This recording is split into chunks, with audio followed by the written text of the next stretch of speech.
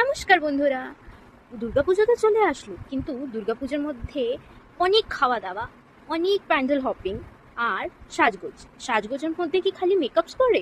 না, সাজগোজের মধ্যে পড়ে হচ্ছে অনেক রকমের জুয়েলারিজ। তো চলো, আমি কিছু জুয়েলারিজ পেয়েছি যেটা তোমাদের সাথে শেয়ার করি। তো ষষ্ঠীর জন্য এই ইয়ার কাপসগুলো একদম পারফেক্ট। কি সুন্দর লাগছে দেখো বন্ধুরা। তো সপ্তমী মানেই হলো শাড়ি পরা শুরু। তো দেখো কি সুন্দর লাগছে এই কানেরটা বন্ধুরা।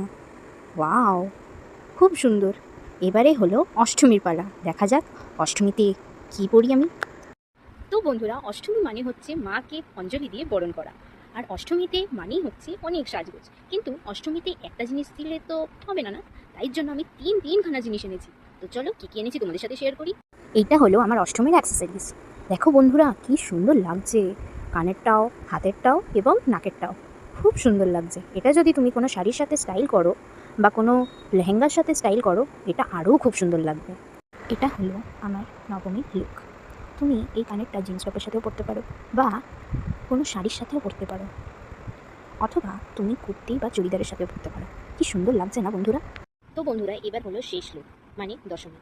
সেই আবার 365 দিনের অপেক্ষা, যে মা কবে আসবে। সবার মুখে একটাই প্রশ্ন, মা কবে আসবে, মা কবে আসবে। এই দিন যে আমাদের থেকে কাটতে চায় না। তো এবারে নেক্সট লুকটা যেটা দেখাবো, সেটা একটু ইমোশনাল লুক হবে। চলো দেখাই। এবার মাকে বিদায় দেওয়ার জন্য আমি এই অ্যাক্সেসরিজটা করলাম। কি সুন্দর কানের আর হাতের ব্রেসলেট, ওয়াও।